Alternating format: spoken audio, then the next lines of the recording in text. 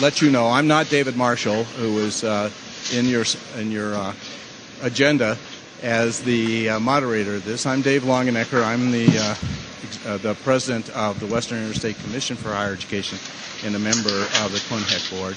David Marshall and I switched performances here because I will be gone when I was supposed to be on the agenda tomorrow.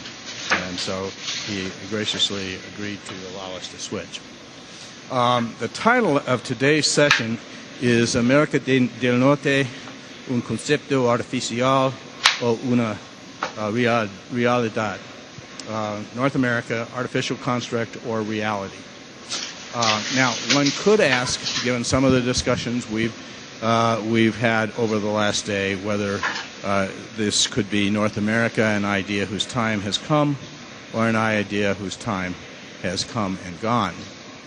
Now, we have with us, we are so fortunate today, we have with us the three folks who are the best, I think, in the world to discuss that topic. We'll begin today with Robert Pastor. Robert is the professor at American University, and in the United States, from the United States perspective, he is really, to some extent, the father of the North American idea, and to extent the ultimate North American. After that, after Robert, we have Carlos. Where did I put Carlos's bio? And we have Carlos and Fernandez, who both of you know, or who all of you know very well. Carlos Hector. We have Carlos Herrera. Carlos is the professor at the Center for Research and Teaching in Economics. He is the economist on the group here today. We have a couple of political scientists and economists here, and he has. I won't go through the bios. I think most of you are familiar with his reputation in the North American community. And then we have Rafael Fernandez de Castro, and Rafael is is the former head of the Department of International Studies at ITAM as well. And both of these men have been very active on the Mexican side in development of the North American concept. As I mentioned, we have no group better to talk about the idea of North America, and in fact, Bob Pastor is sort of the perfect person to talk about that, having just authored the book that we provided to you on the idea of North America. With that, we might as well begin, and Bob, why don't you take it away from there, and what we'll do is we're going to sort of have Bob talk about his ideas in this and the essence of what's in the book, and then we will have sort of reactions and comments from his two close friends and colleagues, Carlos and Rafael. Bob? Thank you very much, Dave. It's a great honor to be with all of you, and particularly to be with my two very dear friends, Carlos Heredia and Rafael Fernandez de Castro, who I've conspired and worked with for many years. We have a common interest in trying to improve relationships among not just the U.S. and Mexico, but with Canada as well, with an idea that these three very different countries with distinct cultures and histories nonetheless could find new ways to collaborate in the 21st century that could be a model for the entire world.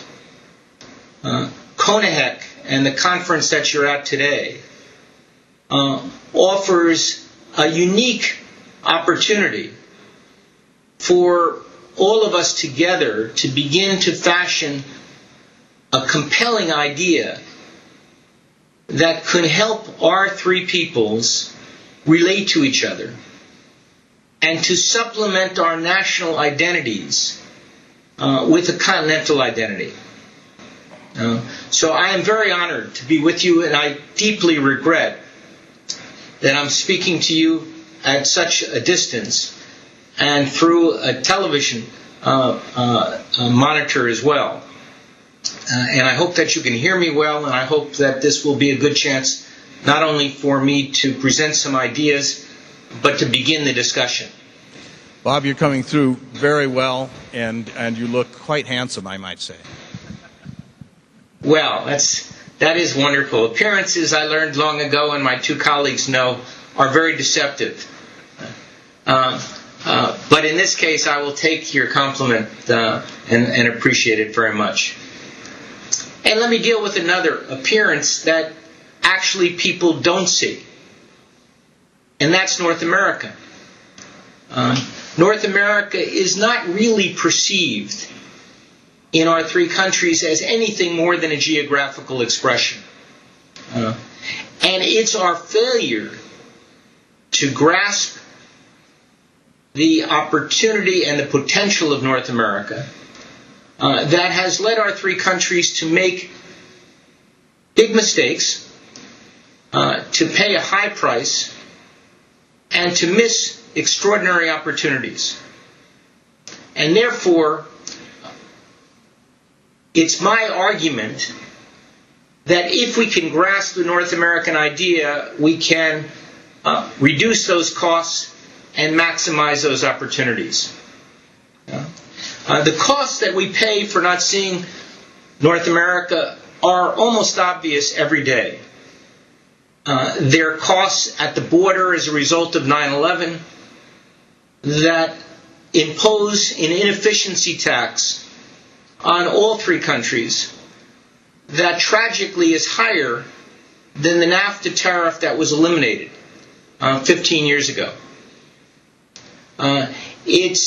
We can see it in President Obama's latest jobs bill, which he sent to Congress, that included a Buy American provision, an openly protectionist provision in violation of our NAFTA agreement, which the Canadians, after working on 2 years after the stimulus package that President Obama put forward in March of 2009, were able to eliminate. And yet he reinserted this same provision into his new jobs bill. You have to ask why. And I think the answer is obvious. He does not see North America. He does not see our neighbors. When a crisis is faced in the United States, we see only U.S. jobs.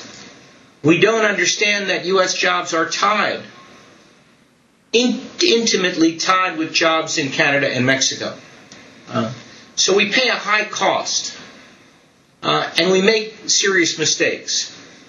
And we miss opportunities because the new agenda that we face in North America is not a NAFTA agenda.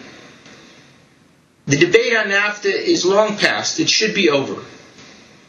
The issues that face us today are issues that we have historically viewed as exclusively domestic. They are issues such as our jobs, such as immigration, such as transportation and infrastructure, energy, the environment, labor conditions. This used to be a domestic agenda. I would argue this is the new transnational North American agenda. And if we fail to find new ways to collaborate among our neighbors, we cannot succeed in addressing these problems.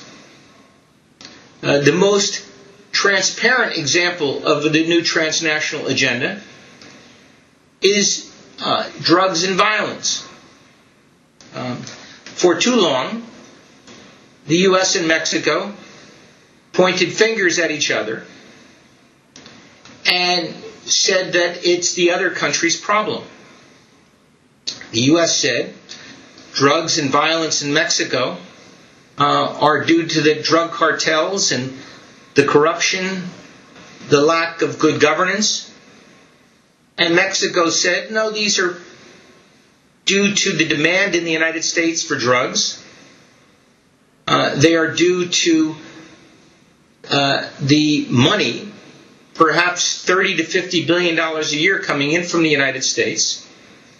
They're due to the guns that are sold to the cartels in 7,500 gun shops within 50 miles of the border. Fortunately, in the Calderon and Obama administration, they have now accepted a shared responsibility for this crisis.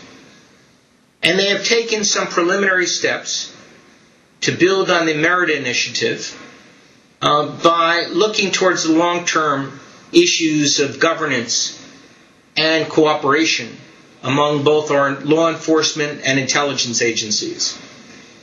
But the real truth is that we have not gone very far in translating the rhetoric of shared responsibility into practical collaboration. And there's two reasons for that.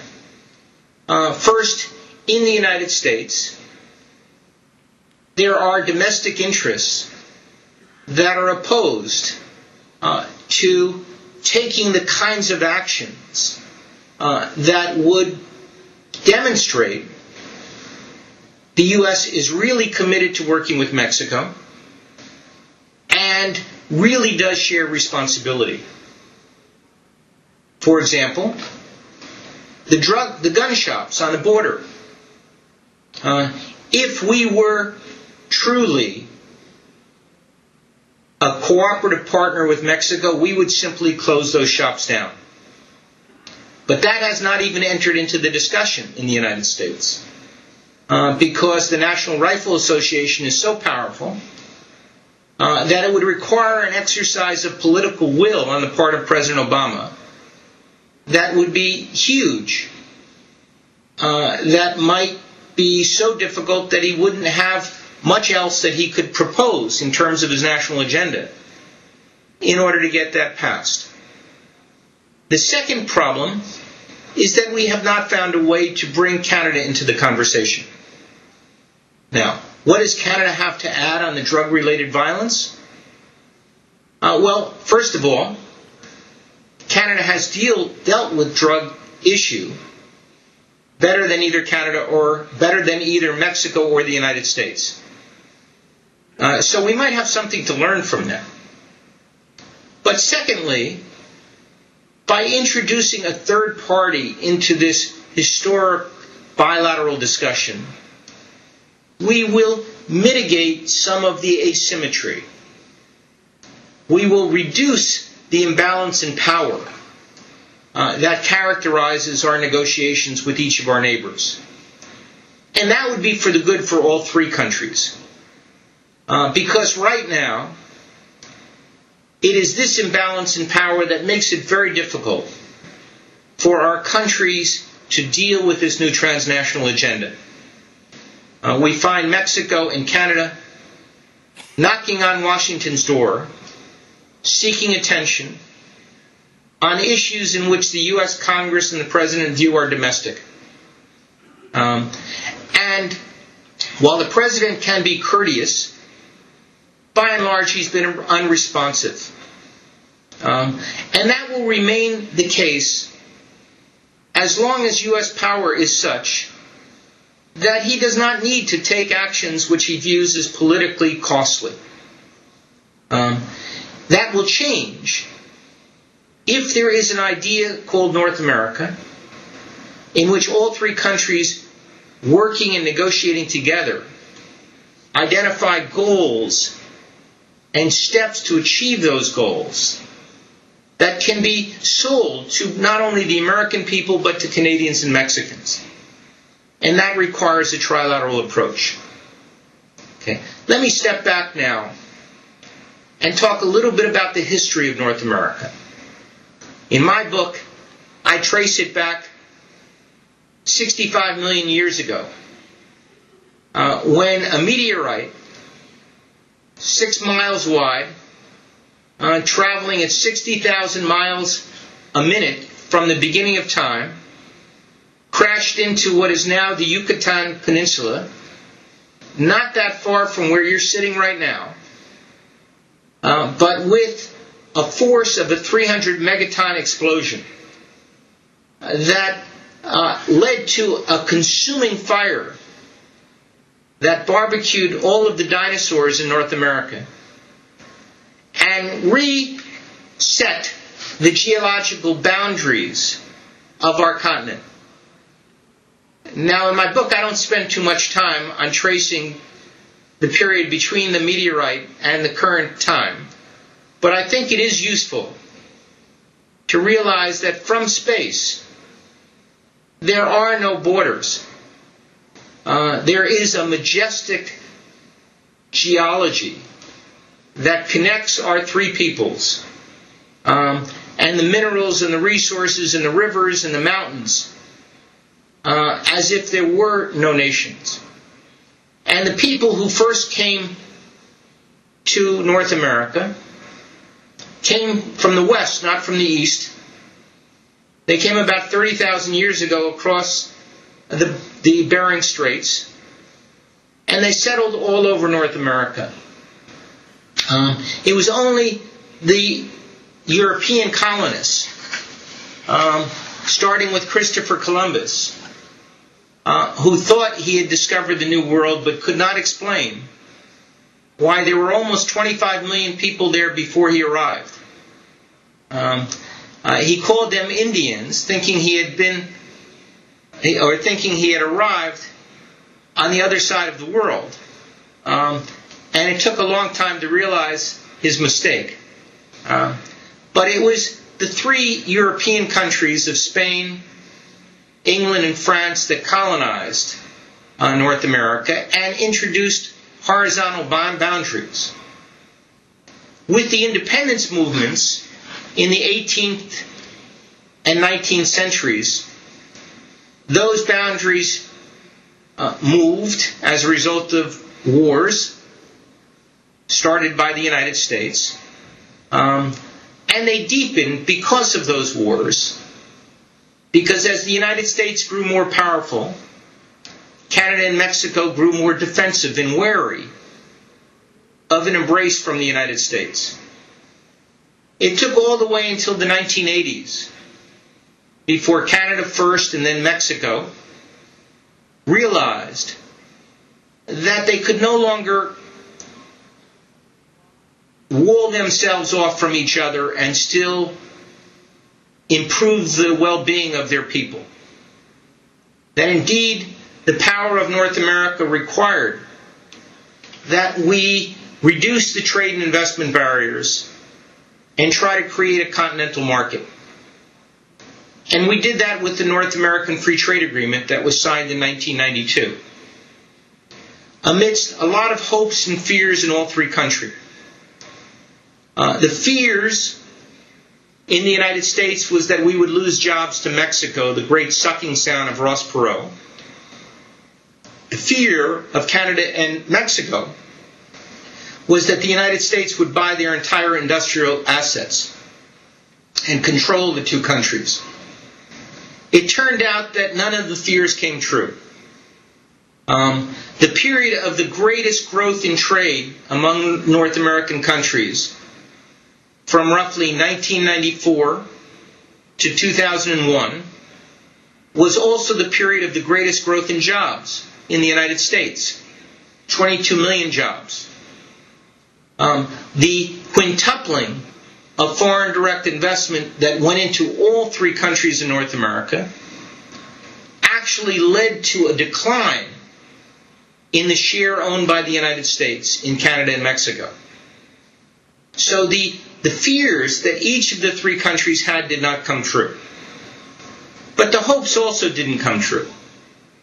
Mexico hoped that joining NAFTA would bring it into the first world economically.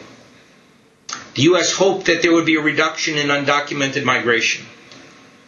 Canada hoped that the United States would finally obey its international obligations and not impose sanctions regarding countervailing duties on softwood lumber any of a lot of trade issues if we were part of an agreement. Unfortunately, the hopes didn't come true either. Mexico did not rise to the first world economically. Undocumented migration into the United States actually increased. And the United States still did not pay attention to its international obligations, not just on softwood lumber, but on the trucking industry as well. But overall, in terms of the specific objectives of NAFTA, which were to lower trade investment barriers, NAFTA was an astonishing success. And it led to a tripling of trade and a quintupling of foreign direct investment. And these have benefited all three countries, though the truth is that all three countries agree that NAFTA benefited all, but they also agree that it benefited the other countries more than them. And that is part of the logic of the trade debate, unfortunately. The real tragedy of NAFTA was that North America peaked in 2001. Since then, the growth in trade declined by 2/3. The growth in foreign direct investment declined by nearly half. So the question is, why did it peak? If you look at North America's share of the world product, from 1994 to 2001, the share of the North American product, North America's share of the world product increased from 30 to 36%. It was a period of outstanding growth for all of North America. Since 2001, we have declined back to 30%, to where we started in the first place. Intra-regional trade among the three countries, as a percentage of our global trade, increased in that first period from 1994 to 2001 from roughly 40 to 46%. Meaning by 2001, nearly half of all of our trade with the world was with each other. And we were not just trading products, we were making products together. Since 2001, we've declined back to where we started. So why did we peak? And why have we declined? I think the first reason is 9/11, which created new border barriers that were more costly than the tariffs that had been eliminated by NAFTA. And that actually turned the North American advantage into a disadvantage. What do I mean? Because we are now making products together to assemble a North American car, and there is nothing but North American cars produced. There are not American cars. There are North American cars. Requires parts crossing the border on average 7 to 9 times. Once we lifted the barriers with 9/11, it became more costly for us to construct a North American car than it was to import a car from Japan or South Korea, which only had to pass one barrier. So the advantage of North America turned into a disadvantage. Secondly, China entered the World Trade Organization and became a global trading partner power in a remarkably fast and powerful way. Its exports to all three countries now exceed the exports among our countries. Although all three countries still export more to each of ours than we do to China. In fact, we export 3 times more to Mexico than we do to China. The trade imbalance is quite bad. But China has become a very stiff competitor, and that led to the decline of North America. Thirdly, we made the same mistake as Europe. We widened free trade agreements, constructing 75 trade agreements all over the world, rather than deepened the trade an economic integration among our three countries which would have benefited us much more. Europe now understands the problem because it has widened to include 27 countries. The small, poor country of Slovakia, all by itself, can exacerbate the financial crisis. All by itself, because it requires a consensus among all the countries. Our problem in North America is different because we are not as integrated as Europe. But the consequence is the same. The opportunity of transforming our economic integration in a manner that would benefit all of the peoples of North America has been frittered away while each of our countries engage in small free trade agreements which are having much less of an impact on our economies and make further integration, for example, via customs union, more difficult than it was before. I think, fourth, while trade tripled and 90% of that trade crosses the border by land, very inefficiently in Mexico because 18,000 trucks reach the border and none are permitted to cross yet. Although I understand it may be soon, although we've been hearing this for 15 years, that maybe a couple trucks could cross. Despite this, we haven't built one new road. We built an inter-American highway on the eve of World War II that connected the Americas in a powerful way. But we haven't thought of building a single North American highway. We haven't invested in our own infrastructure. And finally, we peaked in 2001 because we haven't had the leadership, the political will, or the vision to understand what North America can become. Only if we're prepared to step up and rebut the arguments of special interests on behalf of a broader national and continental interest. So where do we go from here? There are two distinct approaches we could take. We could do the traditional way. And indeed we have reverted to that, which is dual bilateral. The U.S. works out an arrangement with Canada, then it works out an arrangement with Mexico. But this exacerbates the imbalance in power and has been unbelievably unsuccessful. Let me give you a few examples to help you to understand this. During the George W. Bush administration, they started the Security and Prosperity Partnership. And they correctly identified regulatory convergence, the harmonization of regulations dealing with the same environmental or social or safety goals, so that these regulations are not actually a way to protect each economy, but can bring the economies together and can make sure that we're pursuing these goals more effectively. That is part of the agenda for the future of North America. They were correct to identify that, and they decided to start on two simple commodities. The first commodity was Cheerios, cereal. Carlos Gutierrez, who was U.S. Secretary of Commerce, had just been CEO of Kellogg's, and he viewed this as a high priority because he said he had to shut down his factories just to make few trivial changes in order to be able to export to Canada. And then he shut them down again and made those two little changes to export it, to sell it in the United States. He said, this is silly. Let's have one regulation.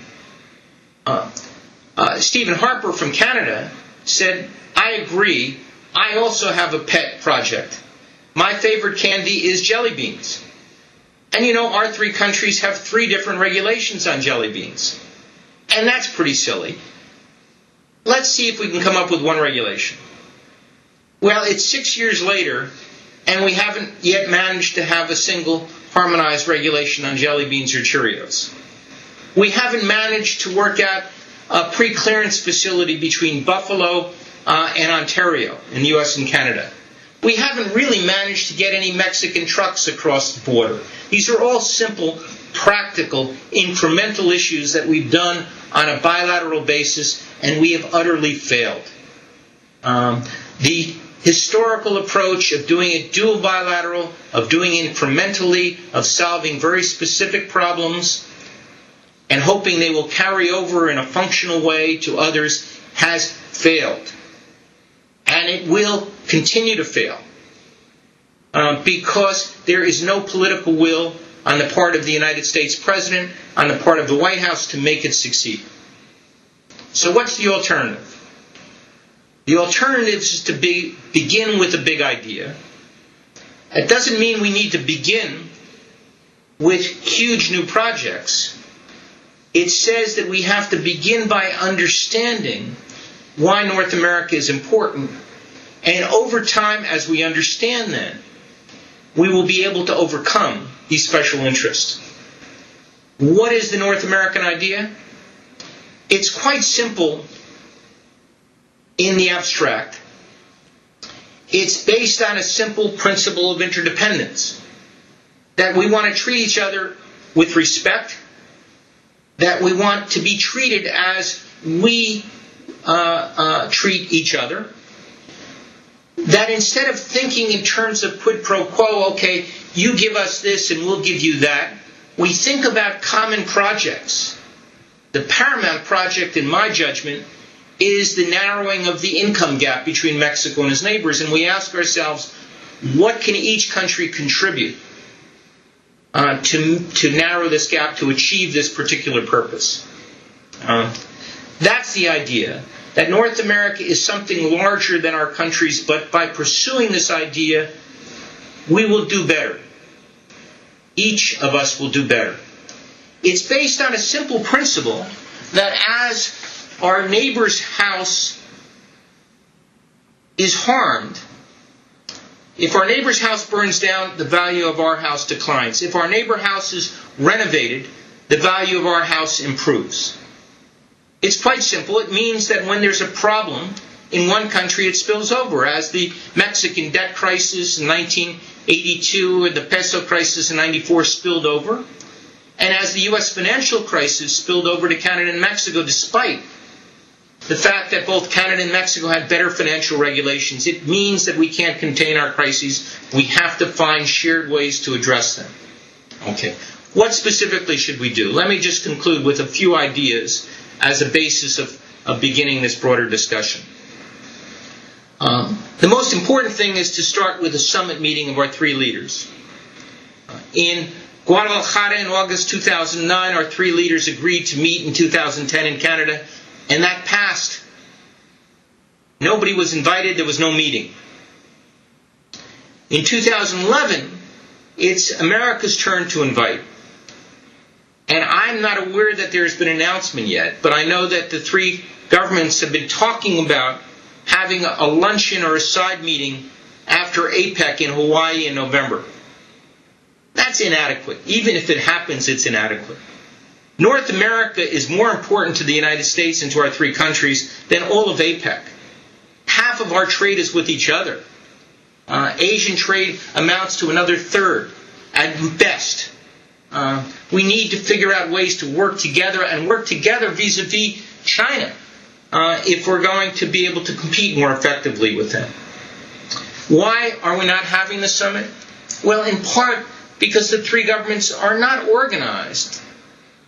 Let me put that differently. The U.S. is not organized to think North American.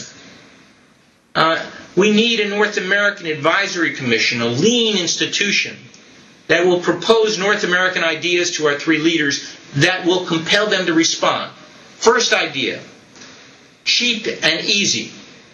The three leaders asked their three ministers of transportation to forge together a North American plan for infrastructure and transportation. Each of the three countries have stimulus packages which call for infrastructure. None of them are actually national, and none of them have even contemplated the idea of a continental network, a continental highway, a continental way to facilitate the expansion of our railroads and our trucking. That's a simple thing. Let's work on a plan. Second, and I want to leave you here where I began. Education. CONAHEC represents the kernel of the North American idea. All of you understand why North America is important. But we haven't done enough to educate our students and our population to that. It would cost almost nothing for the three countries to give some support to Centers for North American Studies. In the United States, we give grants to 88 centers of regional studies to study Africa, to study Russia, to study China, to study every region of the world except North America. Canada supports U.S.-Canadian, but not North American centers all over the United States. Europe spends more money in our three countries supporting European Union centers than any of our countries spend on North American centers. It would be very inexpensive, and it would encourage a competition among universities if we offered a small grant for 10 universities to support regional centers on North America. You'd get 100 applications and a lot of people thinking about research and scholarships for our students, to get our students studying in each other's countries, appreciating each other's country, appreciating the culture, appreciating the people, and appreciating what we as a continent can do together. So I ask all of you in the audience to take back to your three countries the North American idea and the importance of starting with education. Not just at the university level, but in our textbooks in elementary school. In the United States, when we study Mexico, we study it as a way station on the way to our manifest destiny. Or we study about drug-related violence. There's no understanding that Mexico is the largest trading nation in Latin America and takes more than half of American exports in the Americas. It's the second largest economy in Latin America. It's a vibrant, dynamic country in which now there are more Mexicans and Mexican origin citizens who live in the United States than there are Canadians who live in Canada. This is a very rich, critical part of America right now, and it's absolutely essential for us to learn more at the elementary level about Mexico. In Canada, we may mention Canada in the War of 1812 in our textbooks. Some may mention NAFTA. But it's nothing more than a paragraph. There's no realization that Americans export more to Canada than they do to China and Japan put together. That Canada, not Saudi Arabia, not Venezuela, not Mexico, is the largest source of energy imports into the United States. That 2/3 of all the visitors who visit the United States come from Canada and Mexico. No sense of that.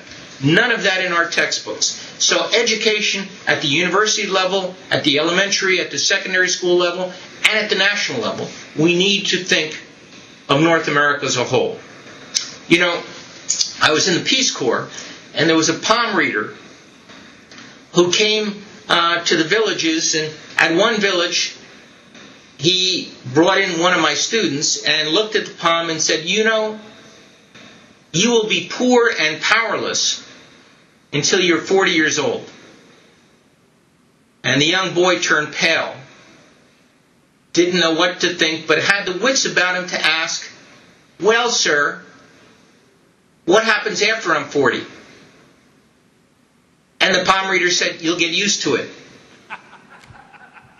Well, it's our responsibility to make sure that our governments do not get used to an absence of North America in our collective consciousness.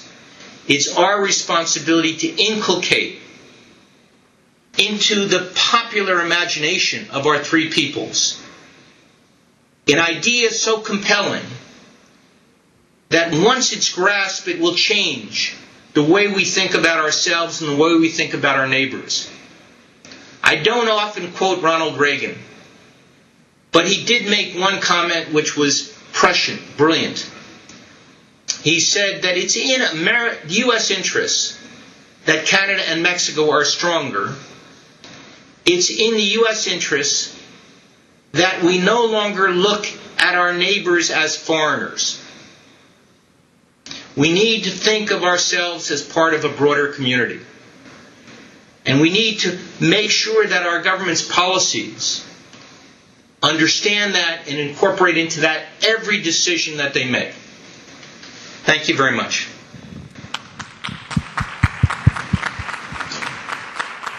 Thank you, Bob. And stick with us while we talk with Carlos and Rafael. If I was listening, you do think that this is an idea, this North America is an idea whose time has come, for God's sake.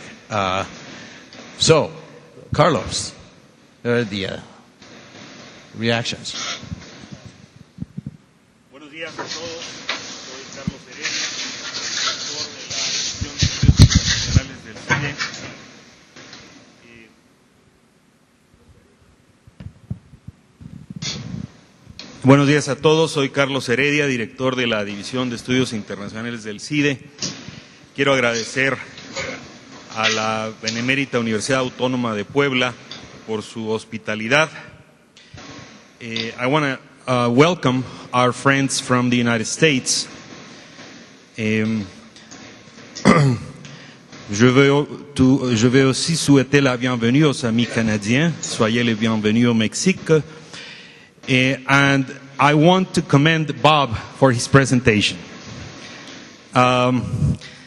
You've made a compelling presentation about the North American idea. Last night, over dinner, we were talking about what we do in CONAHEC.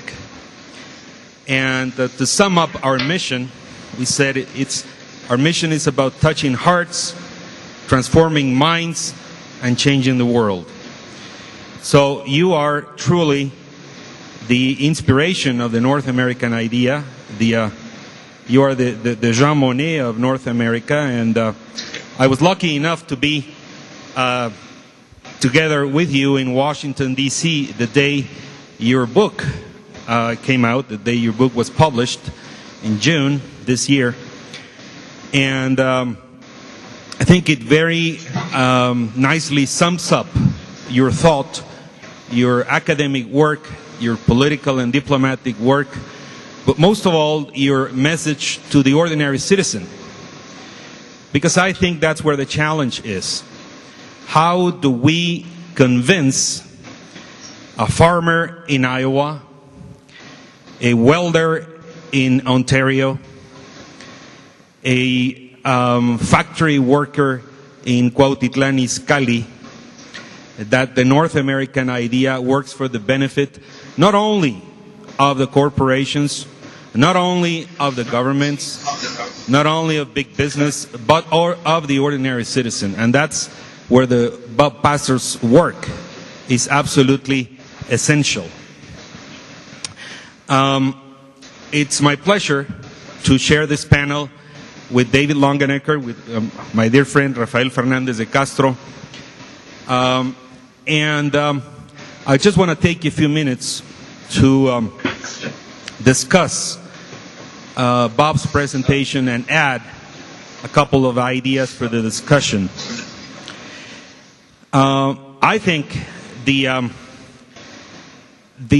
North American idea is something that is very basic. You know, let's work on the principle of interdependence.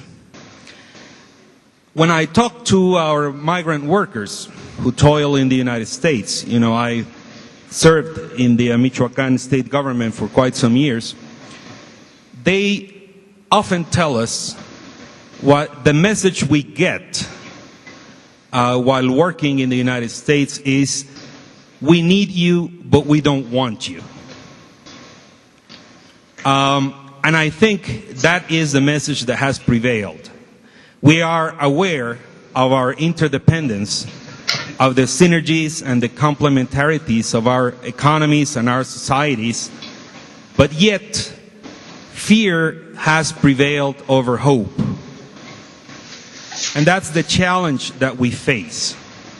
How are we going to disseminate facts?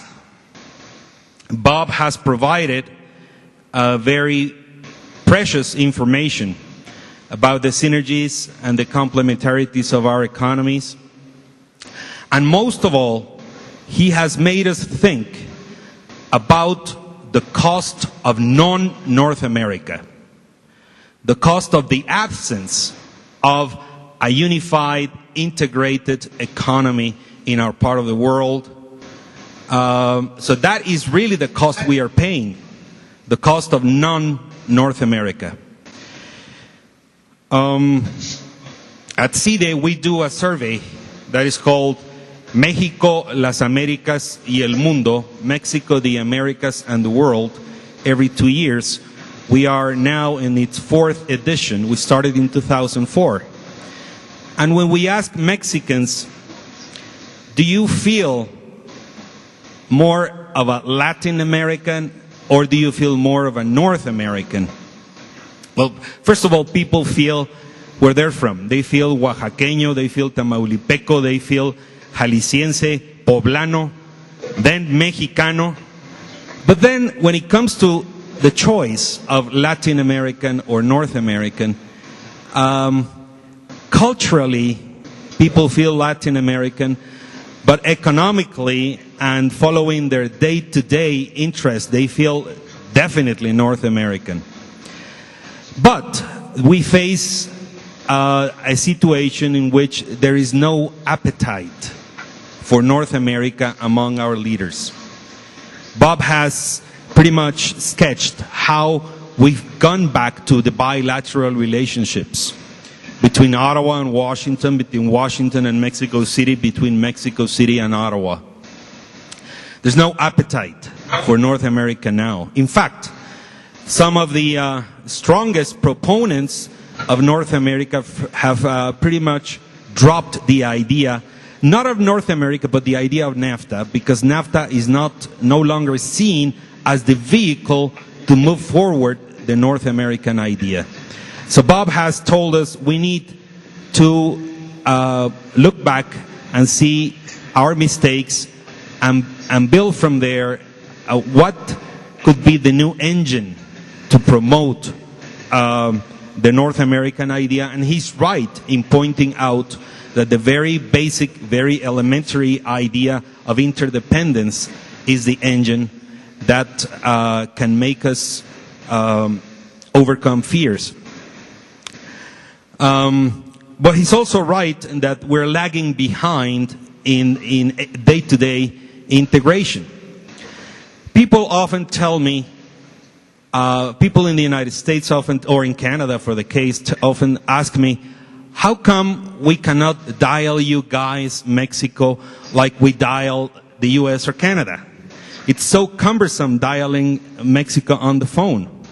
You have to dial about 30 digits. And it's true. We're not integrated into the communications and transportations grid. So Mexico is not seen as part of the continental bloc, but rather a country that has evolved from being a player to becoming a problem, a source of problems. And I think that's another challenge for us. The word Mexico, the brand Mexico, is not, at least now, precisely associated with a brighter common future for the region, but rather as a source of trouble. And we have a lot of work to do to change that in the imagination of the ordinary citizen of North America. Many North Americans come to Mexico on holidays. and fortunately still enjoy Mexican hospitality, which is fantastic. But we're no longer seen as players or as actors in manufacturing, in production, in joint efforts to transform the economy. Bob is also right on bringing up the issue of what can we, how we can work together vis-a-vis China. There's a lot of opportunity there. Mexico is definitely now a very efficient platform for manufacturing in North America, and yet it is not seen as that. Foreign investment keeps coming into states like Puebla, like Guanajuato, like Jalisco, and yet the notion that Mexico is part of North America has kind of vanished. I'm going to close by saying that Bob started out by asking how can we transform the rhetoric of shared responsibility into practical collaboration.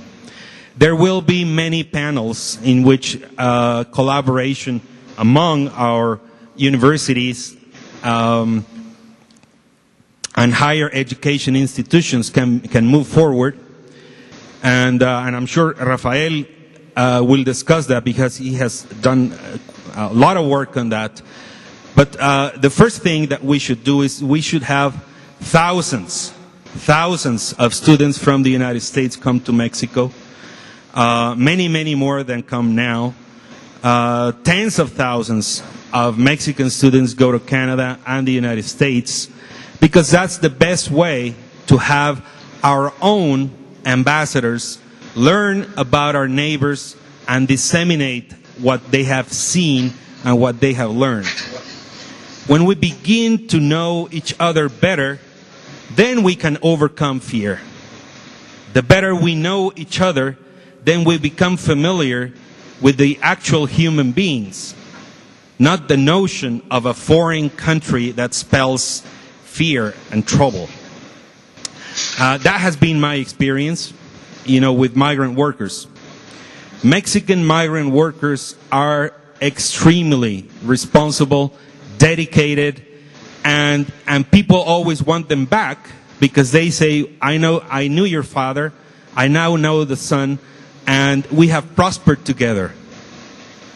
This idea of joint prosperity is behind the notion of interdependence that can drive North America forward. But if we do not pay attention to the notion of shared prosperity, then the idea will not gain traction. Because in the eyes of the ordinary citizen, they will always think, oh, no, it's only a handful of people who benefit. So we have to develop this idea of interdependence and shared benefit to move forward in North America. Thank you.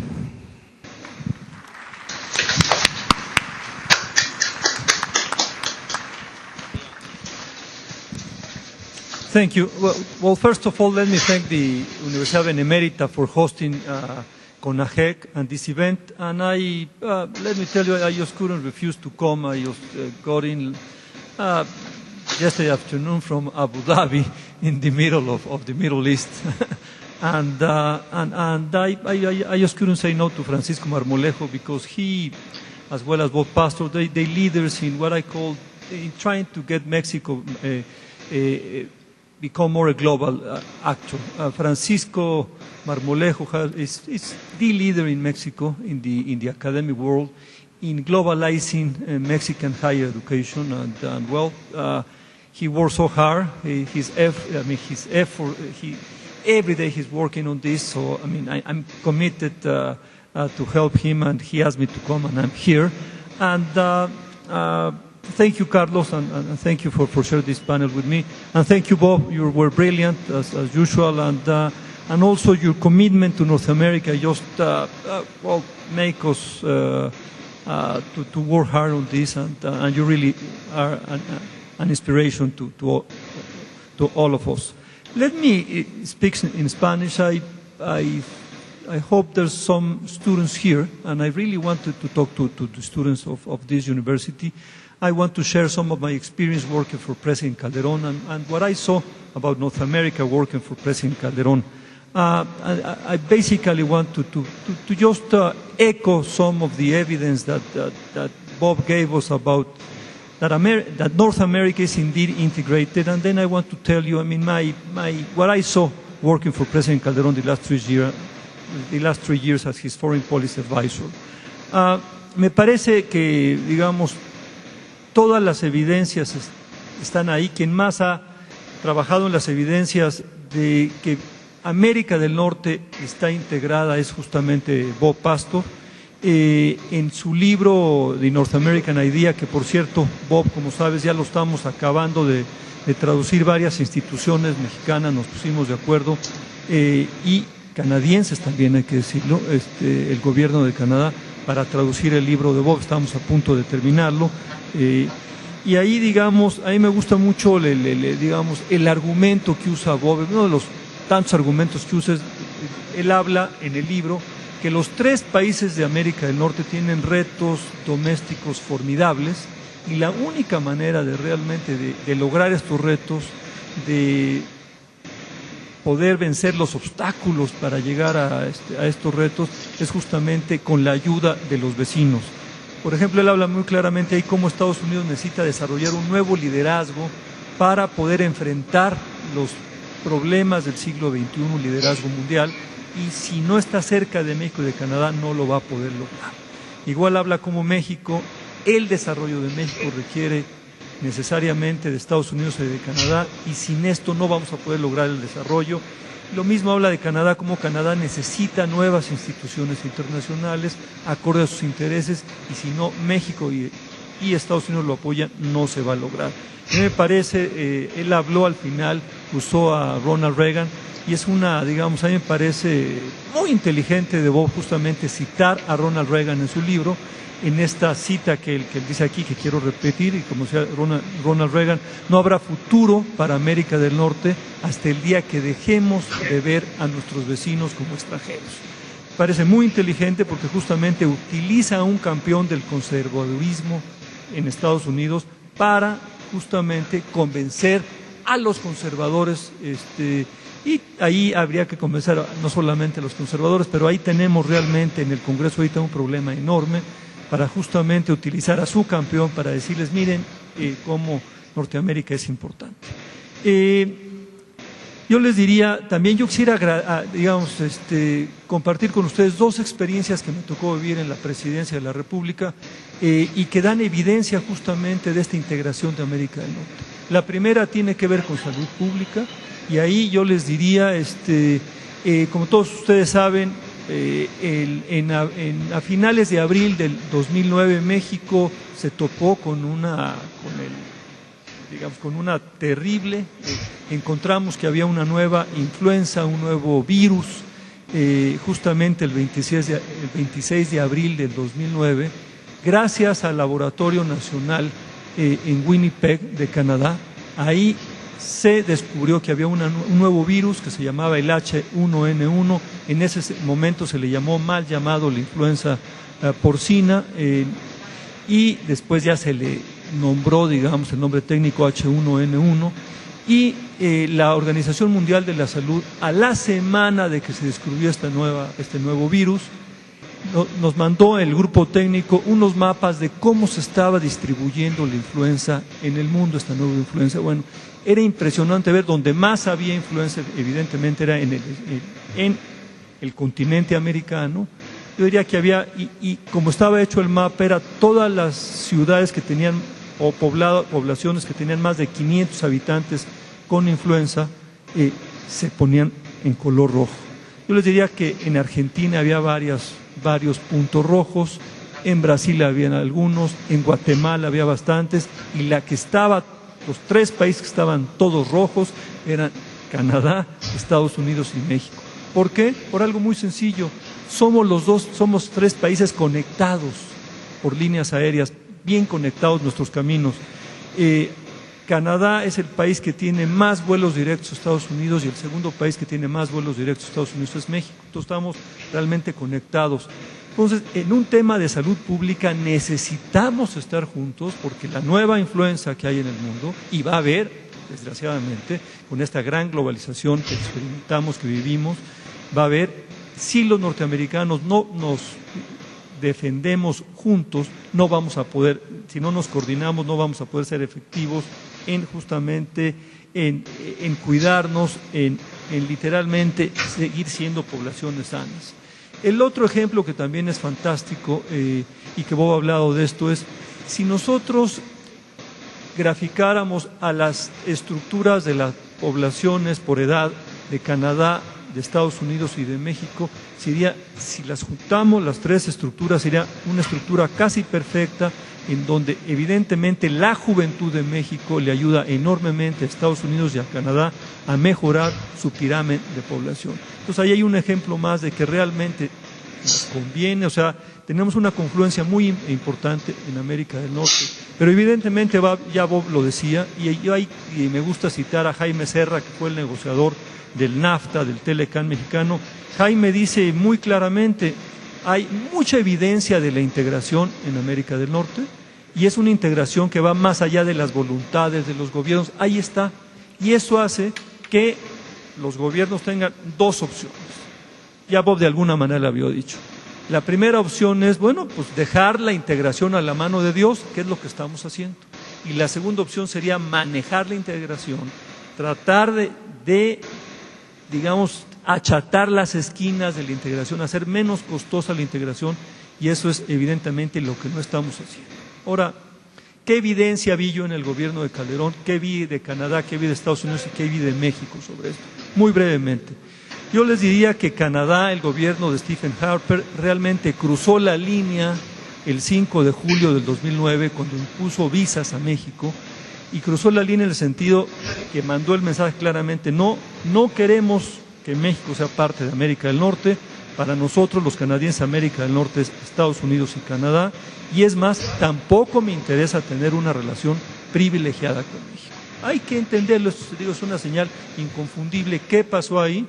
No, justamente el 1 de mayo, fíjense ustedes qué terrible, el 1 de mayo del 2009, cuando el presidente Felipe Calderón le habló a Stephen Harper para darle las gracias por el esmerado apoyo que nos había dado el gobierno canadiense en todo el tema de la crisis de la influenza H1N1. Ahí, digamos, al final de la llamada, Harper le dijo al presidente, by the way, Felipe, te tengo que decir que ayer tuvimos una reunión de gabinete y hemos decidido imponerle visas a los mexicanos. Terrible, terrible, terrible, terrible. Y esto evidentemente tenía que ver, había una explicación, la explicación es que México, los mexicanos, estaban abusando del sistema de refugio de Canadá. México está, más o menos 1,000 mexicanos, migrantes económicos, estaban aprovechando lagunas del sistema de refugio y yendo a Canadá a trabajar, pero había muchas maneras de resolver esto. Aquí, simple y sencillamente, el gobierno conservador tomó una decisión política de imponerle esto al país checo y a México, para ganar puntos con las comunidades étnicas de Canadá, porque pronto tenían una elección y los votos de las comunidades étnicas empiezan a ser importantes. Entonces ahí ese mensaje fue inconfundible. Segundo, Estados Unidos.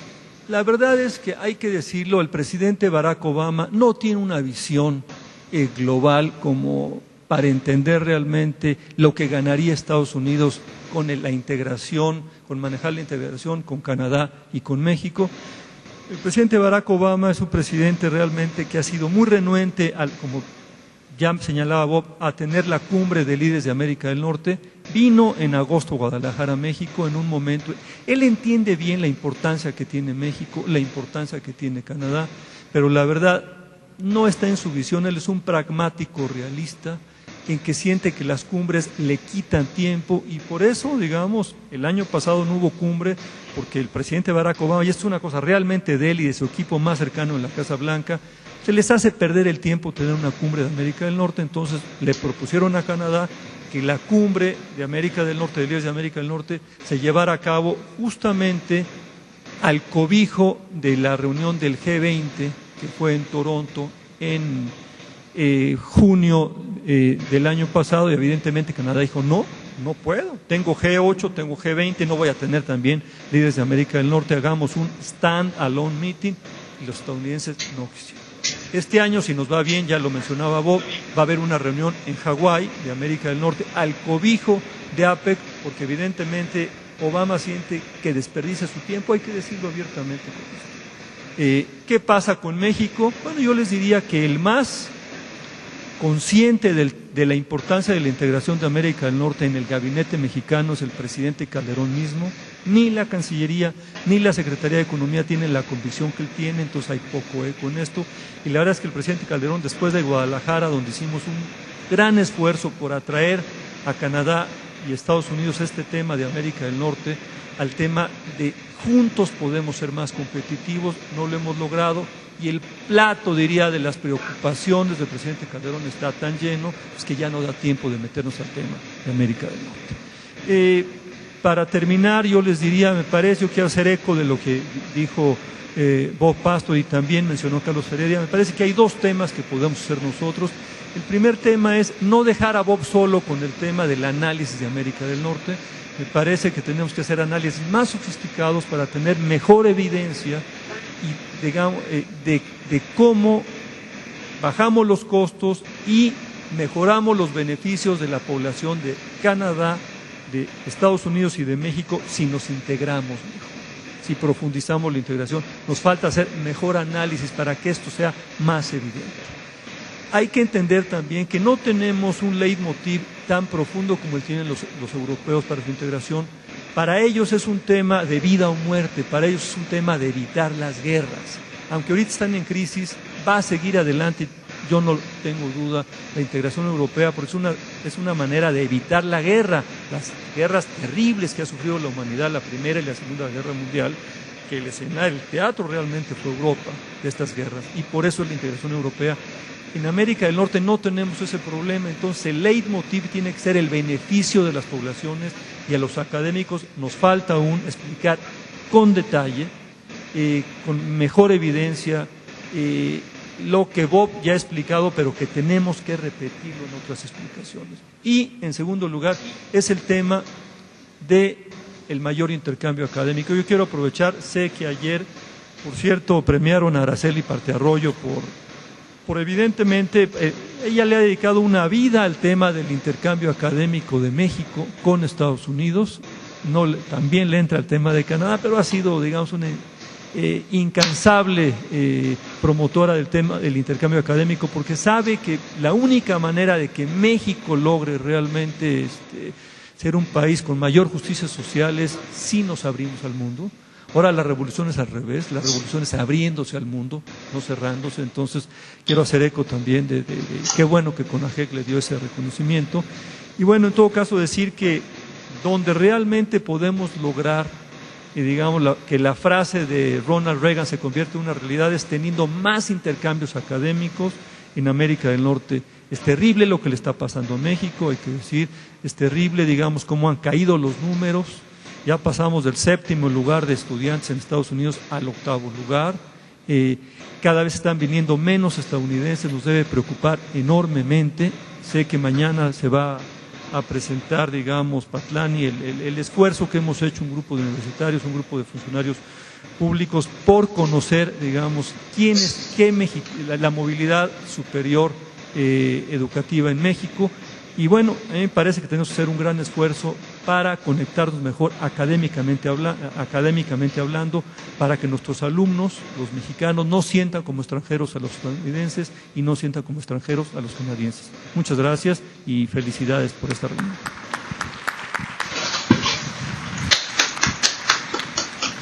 Well, thank you all very much. I could go on all morning with this, but unfortunately time doesn't allow us to do that. And in fact, I think it would be foolish for me to try to summarize what the three of you have done so well in your presentations. So with that, I will just thank you again. Now, we have gifts for each of you, And Francisco Marmolejo has an announcement to make, so if you'll all three sort of stay with us through this, I'd appreciate it. But let's once more give a hand to this wonderful, wonderful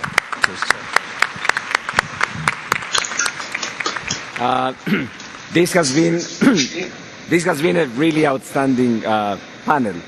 De verdad apreciamos muchísimo el esfuerzo que los tres panelistas han tenido para ayudarnos a entender, por una parte, la enorme oportunidad que sigue representando tratar de seguir construyendo este ideal de América del Norte, y por otra parte, los importantes retos asociados con ella.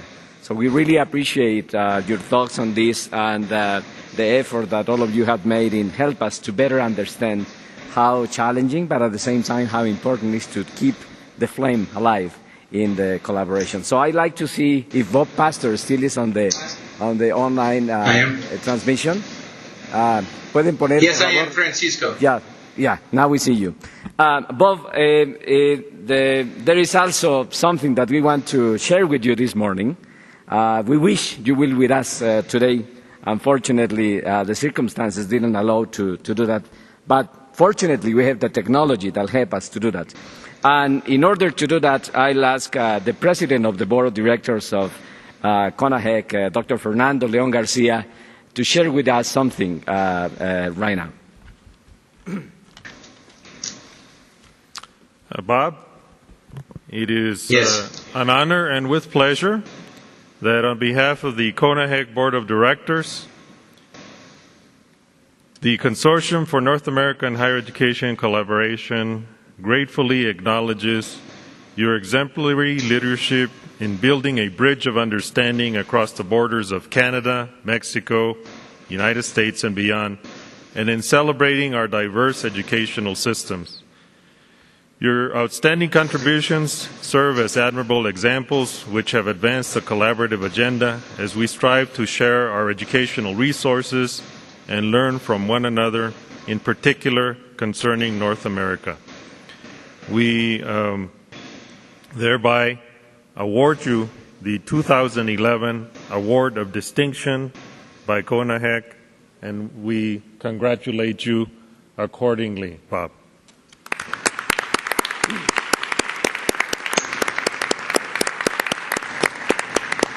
Thank you. We hope. Thank you very much. We hope. Thank you very much, Dr. De Leon and Francisco. Let me just briefly say how honored I am to be with all of you, not completely in body, but totally with spirit. And I think the work that you've done, and particularly Francisco's leadership, has been really quite remarkable. And as many of you know, I've singled that out in my book as well, because I think the work of CONAHEC is the beginning of North America. And I'm especially appreciative of having two close friends and great collaborators, Carlos Heredia and Rafael Fernandez de Castro, to be with me today. So thank you very, very much for this. Thank you, Bob. And we hope that at a future point in time, hopefully sometime soon, Paco and or a representative of CONAHEC can bring the distinction to you. Thank you. Great. Thank you. Y muchísimas gracias también a los panelistas. Ahora tenemos un pequeño break para que terminen de despertar esta mañana. Hay unos pequeños presentes para nuestros panelistas y vamos a las sesiones simultáneas.